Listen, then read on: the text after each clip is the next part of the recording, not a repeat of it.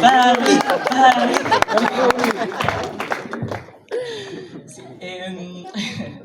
entonces, bueno, son dos de las centrales cosas que es bien increíble que en este país se genera investigación a este nivel, es bien bacán, y sobre todo universidades que son relativamente privadas, no tienen la trayectoria de las viejas, pero que están alcanzando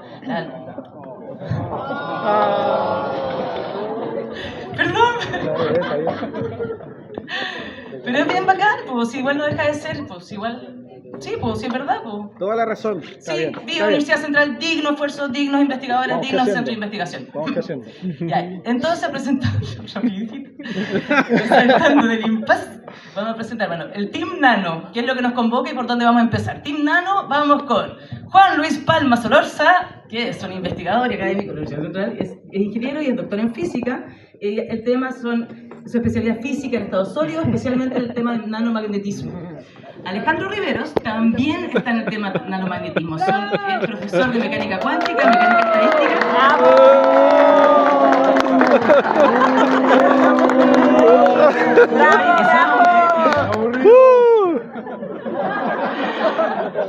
Oiga, suban al escenario, por favor, Team Nano. Oye, el tema es sustancial en este tiempo. Es de gran profundidad. Ya, tomen. Tienen primera parte del encuentro, Team Nano. Aplausos.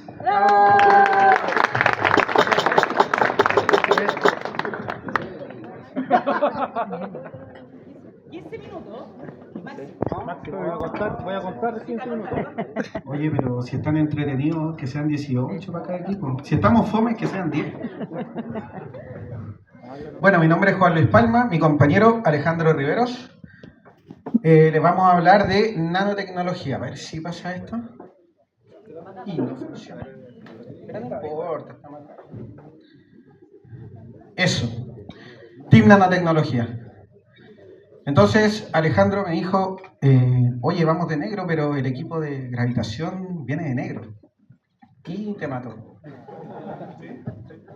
De hecho, yo venía con mi polera Darth Vader, pero no, con cosmología de negro. Entonces dije, Juan Luis, ¿qué color? Me dijiste morado.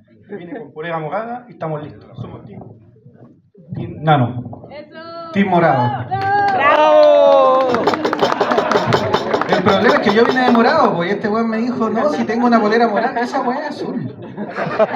Es azul. Es daltónico. Y lo que ustedes no saben es que mi compañero, este weón, es daltónico. Pero el color es una propiedad que da lo mismo porque depende mucho de las propiedades físicas. Y ahí queremos partir diciéndole, ¿qué es lo que se entiende por nanotecnología? Un nanómetro es dividir 1 milímetro de una regla en 1 millón de partes. Y cuando las cosas miden 100 nanómetros, cambian sus propiedades. Por ejemplo, si yo achico este cubito, puede cambiar la velocidad de la pelotita como una propiedad física, incluso puede cambiar la propiedad del color, que es una propiedad química. Sí. Otra cosa interesante de la parte nano, que tenemos mayor cantidad de información. Como muestra este cubo, acá tenemos un espacio de un cubo de lado 10, y podemos hacer un juego de cuántos cubitos podemos meter dentro del cubo. Si pensamos que un cubito es de 10 nanómetros, podríamos llenar todo ese espacio con esa cantidad. De un 1 con 21 ceros, o sea, muchos cubitos, más que la chucha. El problema es que tiene que ser de 10 nanómetros. Y 10 nanómetros es una escala muy pequeña, como decía Juan Luis, que de hecho si toman un pelo, yo no puedo, pero si ustedes toman un pelo, 10 nanómetros, sería como 10.000 veces más pequeño que el cabello. Pero esto no se puede ver, por lo tanto yo soy físico teórico y lo modelo, por eso así es fácil. Porque esto no se puede ver, ¿no es cierto? ¿Cómo que no se puede ver? Sí se puede ver, pues, Alejandro. Mira. Esta es una escala para entender lo que es un nanómetro y las estructuras que nosotros hacemos. Una pelota de tenis mide 100 millones de nanómetros o 10 centímetros. un granito de sal, 1.000.000 de nanómetros. Una célula, supongamos un glóbulo rojo, 2.000 nanómetros o 2 micras. Y si vamos a la escala del virus, como el coronavirus que nos dejó encerrados a todos, un virus mide 100 nanómetros, como el coronavirus. Y aquí es la escala donde se empiezan a ver esos efectos que nosotros les decíamos, entre 1 y 100 nanómetros. Y estas cosas que están acá abajo son todas las cosas que sintetizamos en la Universidad Central, las fabricamos. Por ejemplo, un pelo, o un alambre esto, no un pelo como los que te faltan a ti. Esto es un alambre que tiene un ancho de 100 nanómetros. O sea, el mismo ancho del coronavirus. Y aquí se confina la corriente, los electrones, las propiedades magnéticas, un montón de cosas y jugamos con la geometría de todo. Entonces, viene una segunda pregunta, porque nosotros trabajamos en nanotecnología, pero también nos interesa mucho la parte de tecnología, de qué es el magnetismo. Entonces, magnetismo a escala nanométrica, para poder entender eso, entendamos lo que es el magnetismo. Entonces acá tenemos un video, no funciona el video.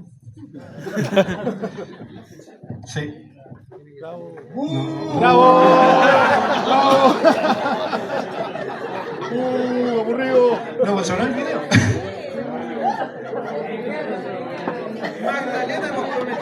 Ahí está. Ahí está. Ya. Entonces ahí está el coyote en su búsqueda genética genera como un electroimán donde genera una corriente, pero utiliza una zanahoria magnética. Vamos a entender por qué es una zanahoria magnética, algo pasa. Entonces cuando pasa corriente por el electroimán, la zanahoria se entrataría y el coyote, cuando deja de activar el electroimán, le queda la zanahoria. Pero, ¿qué está pasando en la zanahoria? ¿Qué pasa en la zanahoria? ¿Por qué se atrae con este electroimán? ¿Qué pasa en la zanahoria? En la zanahoria. En la zanahoria, weón, en la zanahoria del coyote, weón. Perdón. Es que si lo conocieran, esas preguntas nacen día a día. Bueno, lo que pasa en la zanahoria, no, lo que pasa en un magneto es que los momentos magnéticos o los átomos que constituyen la materia están girando y su nube de electrones está girando y las corrientes también generan magnetismo, como lo podemos ver acá.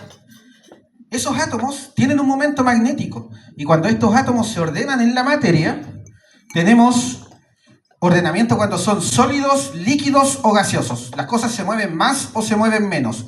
Cuando estamos en un sólido, las cosas se mueven mucho menos y si todos estos átomos todos se alinean en su magnetización, entonces tenemos lo que se conoce como un imán. Y todos los átomos apuntan en una dirección y tenemos imanes que todos los conocemos, ¿no? Tienen polo norte, polo sur con polo norte se atraen, polos opuestos se atraen, ¿no? Menos los polos opuestos políticos, esa. No íbamos a tocar política. Cuidado. El polo rojo y el polo azul, republicano y... Perdón. Bueno, entonces, ¿cómo lo usamos? Lo hemos usado en el refrigerador, ¿no? Pero hay un montón de lugares donde podemos usarlo.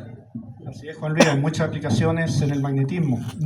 Muy antiguo, por ejemplo, la brújula, utilizando el campo magnético terrestre, podían navegar. También usando electroimán, motores y parlantes. Generan una corriente que pasa un electroimán con otro imán permanente, hace vibración y las moléculas del aire al vibrar generan un sonido. Lo que dijo Juan Luis, en los refrigeradores podemos poner un magneto en el refrigerador de recuerdo y en tarjetas bancarias. ¿Estáis hueando? ¿En tarjetas bancarias también hay magnetismo? Claro que hay magnetismo en tarjetas bancarias. ¿Estáis hueando? No, estáis hueando. En serio. Las tarjetas bancarias tienen magnetismo y esto nació en 1888. Fue un descubrimiento súper al azar, como pasa con todas las patentes prácticamente. Había un tipo que en Nueva York arreglaba autos y estaba arreglando una puerta de un auto y lo machacó, entonces magnetizó el fierro de la puerta del auto. Y cuando estaba lijando le pasaba como un clavo y empezó a sonar. ¿Cómo sonaba?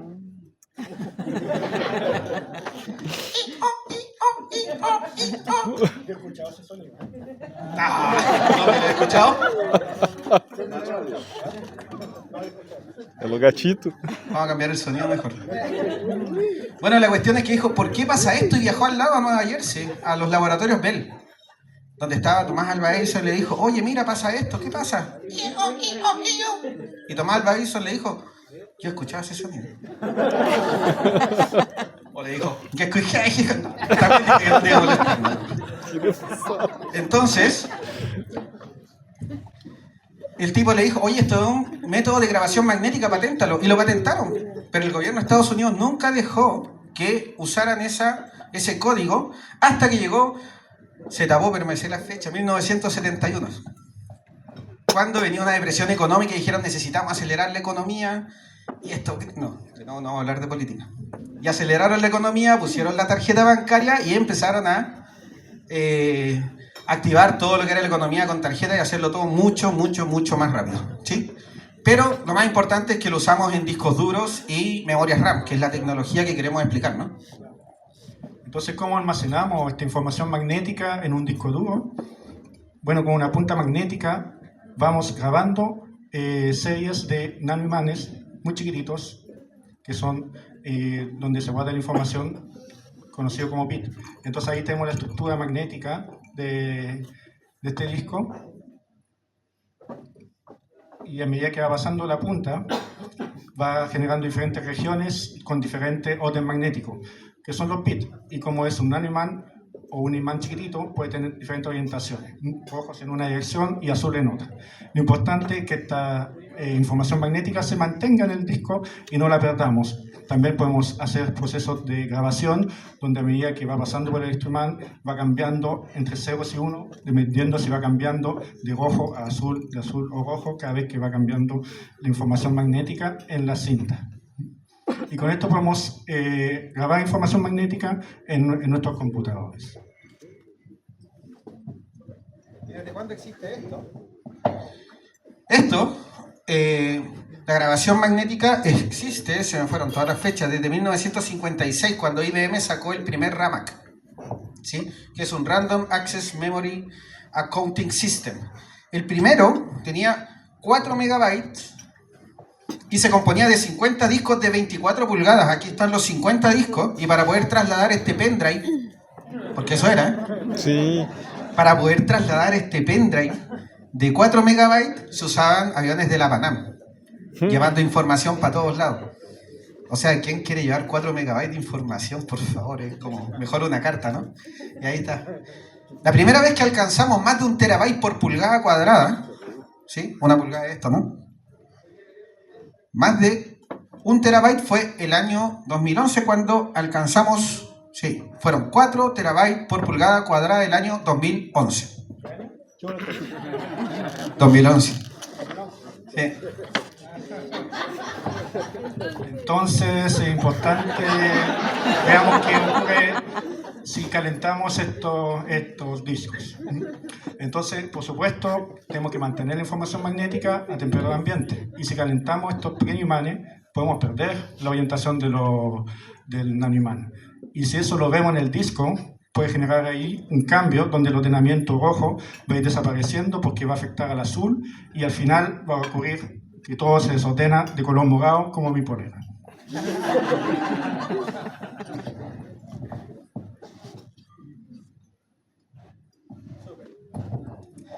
Entonces, cuando tenemos el color morado, como la polera del güey, fue el único que vino morado.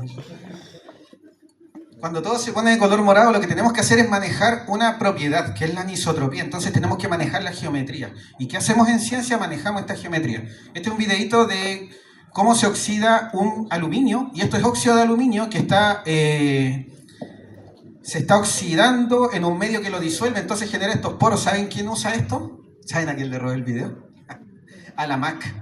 Así se recubren los computadores Mac, y cuando le dan color al iPod, rellenan estos poros con colores. Es un material súper duro y que no se raya. Entonces, lo que usamos nosotros es este descubrimiento para poder hacer nanotubos. Y ahí está. Y usamos máquinas para depositar materiales. Este es un Atomic Layer Deposition que va depositando capa atómica por capa atómica. Tenemos una superficie con agua, después le tiramos una capa de átomos, interaccionan, después le tiramos más agua, más átomos, más agua, más átomos, y repetimos ciclos, repetimos y obtenemos los grosores que queramos. Entonces ahí podemos generar un tubito dentro de estas alúminas, que fueron descubiertos la anodización en 1977 por un japonés. Y lo usa la MAC para sus cosas. Entonces el resultado son estos, pues son nanotubos que tienen distintos colores y cada vez que aplicamos estas capas nosotros podemos ir cambiando incluso el color de las muestras. Este es un pedacito de silicio que es azul, pero se va tornando verde cuando le pongo cierto espesor de este material. Después amarillo, después naranjo y hasta morado como la bolera del huevo. Y Bueno, también se puede dibujar. También podemos dibujar con procesos de litografía y generar diferentes geometrías para estos animales. Y de hecho Juan Luis lo utiliza y bueno, usó lo que puso el Estado para escribir su nombre con equipamiento científico. No, pues estáis puro weyando.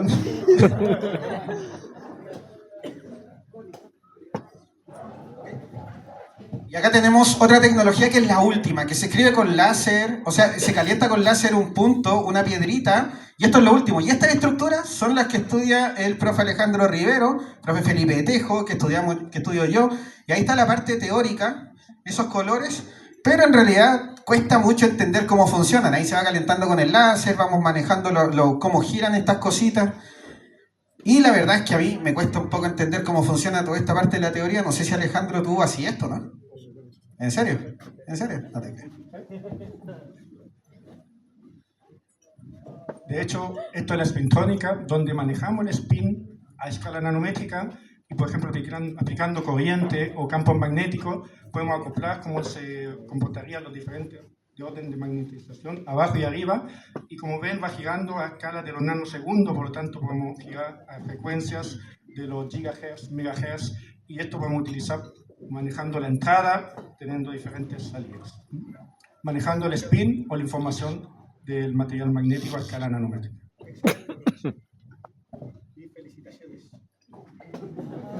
Y muchas gracias por su atención.